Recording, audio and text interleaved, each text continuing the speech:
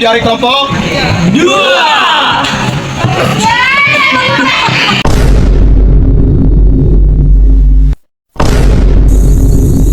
Oke, daon nih.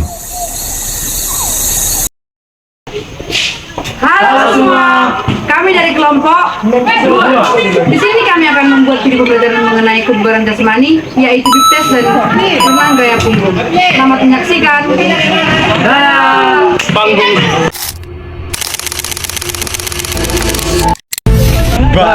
Perkenalkan, nama saya Patra Mas Tumarang. Perkenalkan, nama saya Februari Simanjuntak. Perkenalkan, nama saya Anggiat Martul Wartau. All the colors that you're seeing in your head. Now strip away the shade and feel the darkness, feel it spread. This is what it's like to be known as dead. Wow. Dame ungker. Ungke, Ungker. ungke, ungke, Ungker. ungke, Ungker. ungke. Ungker.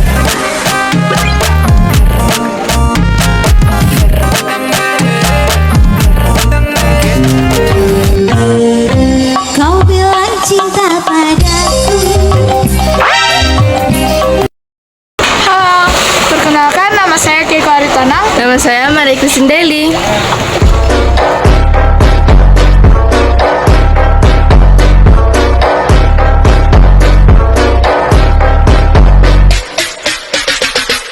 Pretty beautiful, huh?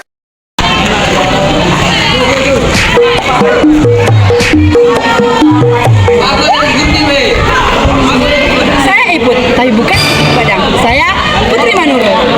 Saya Cinta GG Nabi Tutus.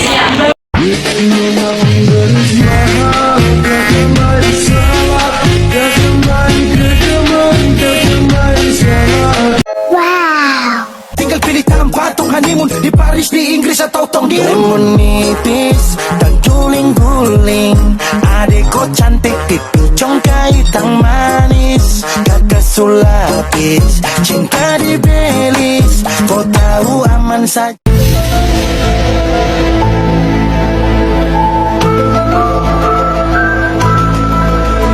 Saya Samir Siburian. Saya Raymond Solongsong.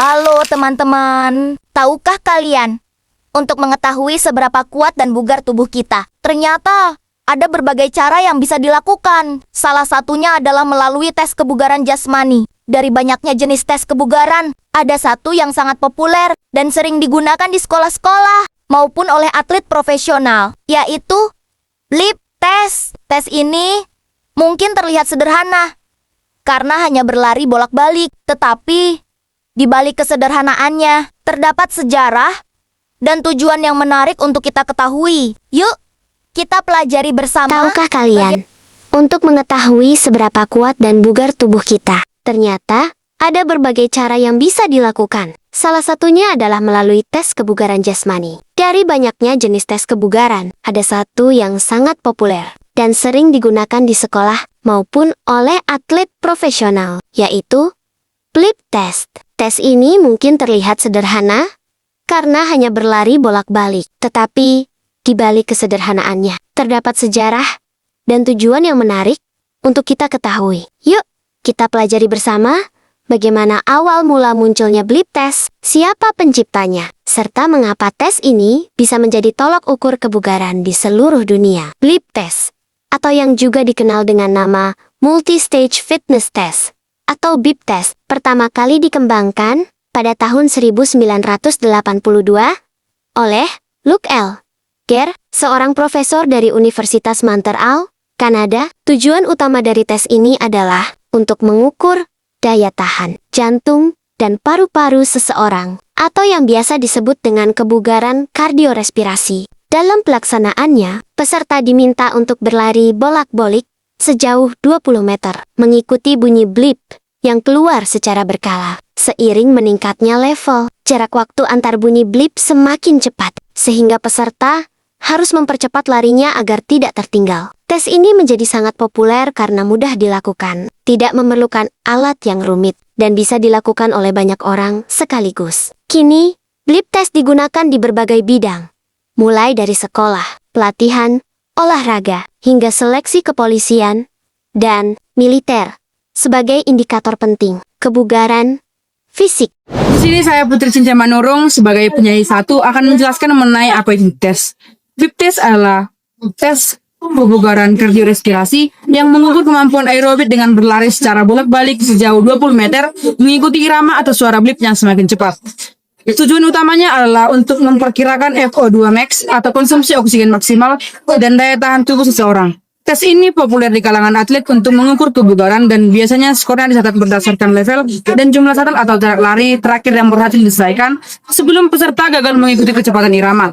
Hal yang perlu diperhatikan adalah yang pertama pemanasan, yang kedua mengikuti ritme, yang ketiga menyentuh garis. Pastikan untuk selalu menyentuh garis ujung lintasan dengan kaki saat akan berbalik arah. Yang keempat, kesalahan umum. Menghindari kesalahan seperti berlari terlalu cepat di awal, tidak mengikuti ritme atau melupakan teknik dasar lari dapat meningkatkan hasil yang valid dan mengurangi resiko cedera. Melakukan latihan kebugaran jasmani secara teratur memberikan banyak manfaat, baik secara fisik, mental, maupun sosial.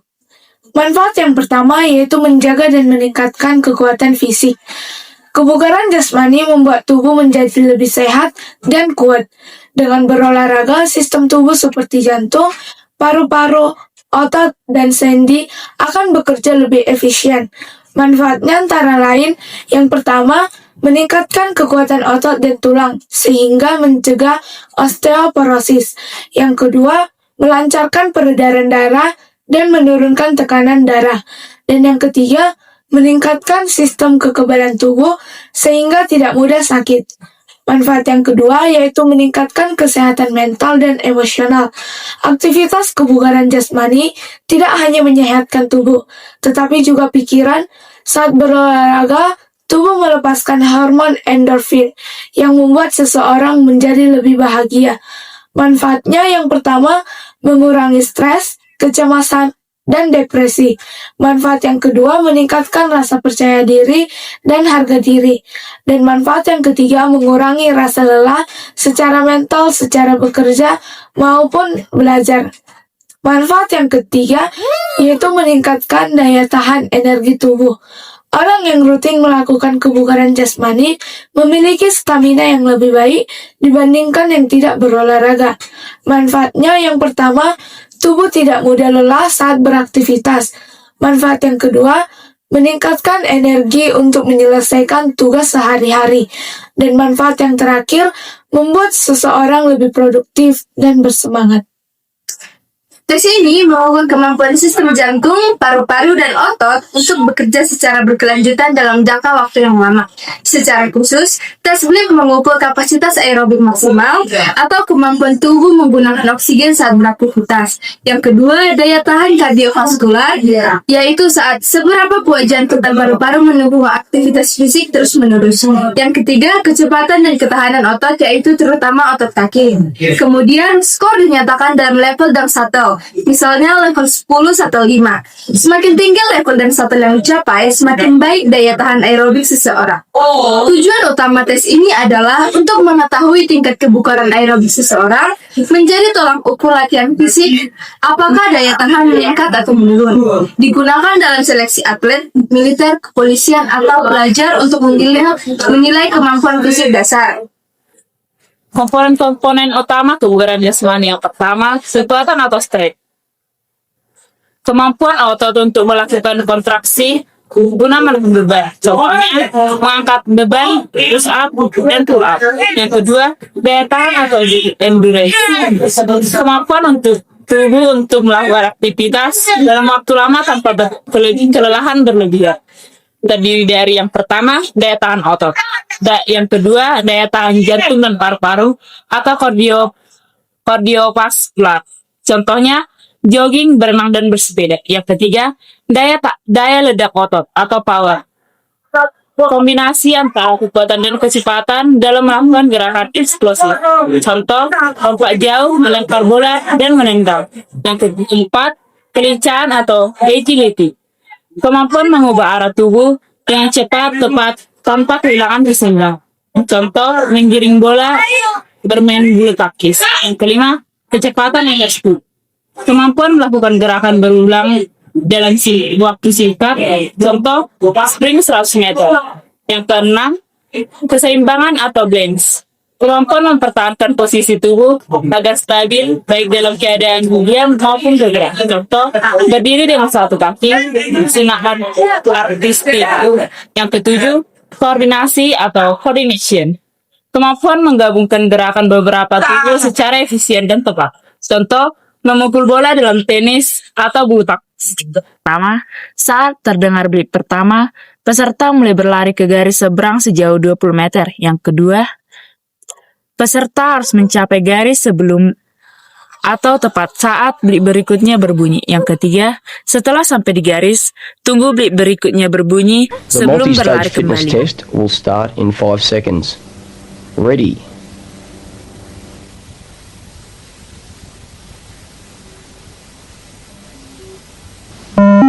Start level 1, 1.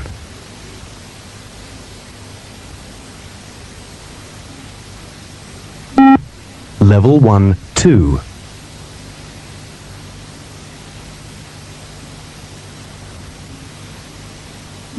Level 1, 3.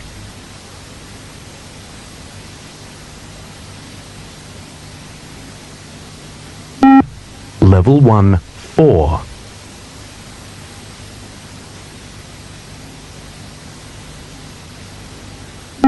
Level 1, 5.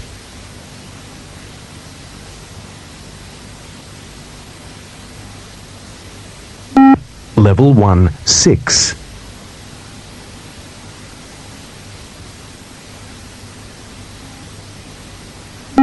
Level 1, 7.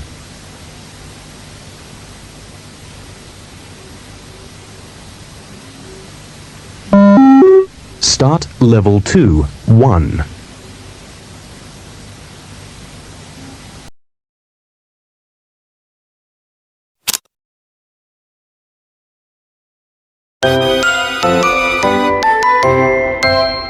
Halo semuanya, selamat datang di pembelajaran kali ini. Hari ini kita akan membahas topik yang sangat menarik, yaitu sejarah renang olahraga air yang bukan hanya menyenangkan, tapi juga memiliki perjalanan panjang dari masa ke masa. Tahukah kamu, renang sebenarnya sudah ada sejak zaman prasejarah. Bukti-bukti arkeologis menunjukkan bahwa manusia telah berenang lebih dari 6.000 tahun yang lalu. Hal ini bisa dilihat dari lukisan dinding di Gua Wadi Sura, Mesir, yang menggambarkan orang-orang sedang berenang. Lukisan itu diperkirakan berasal dari sekitar 4.000 tahun sebelum Masehi, pada masa peradaban kuno, seperti di Mesir, Yunani, dan Romawi. Renang sudah menjadi bagian penting dari kehidupan masyarakat. Di Mesir, renang digunakan sebagai latihan kekuatan dan keterampilan bertahan hidup di Sungai Nil. Sementara di Yunani dan Romawi, renang menjadi bagian dari pendidikan militer dan olahraga kebugaran jasmani. Bahkan, para prajurit Yunani dilatih berenang agar mampu menyeberangi sungai atau bertahan dalam peperangan laut. Memasuki abad pertengahan, renang sempat mengalami penurunan popularitas di Eropa. Hal ini disebabkan karena anggapan bahwa air membawa penyakit, serta munculnya norma sosial yang melarang orang mandi atau berenang secara terbuka. Namun, ketika zaman Renaissance tiba, minat terhadap renang kembali meningkat seiring berkembangnya ilmu pengetahuan. Renang gaya punggung adalah salah satu gaya dan olahraga renang di mana posisi tubuh menghadap ke atas. Dalam gaya ini, gerakan tangan dan kaki dilakukan secara bergantian. Mirip dengan gaya bebas, tapi tubuh menghadap ke atas dan wajah berada di luar air, sehingga pernapasan lebih mudah. Ciri-ciri renang gaya punggung yang pertama, posisi tubuh terlentang mengapung di air. Yang kedua, gerakan tangan bergantian seperti memutar kincirai ke belakang. Dan yang ketiga, kaki memandang ke atas dan ke bawah secara bergantian. Yang keempat, pernapasan dilakukan bebas karena wajah berada di atas permukaan air.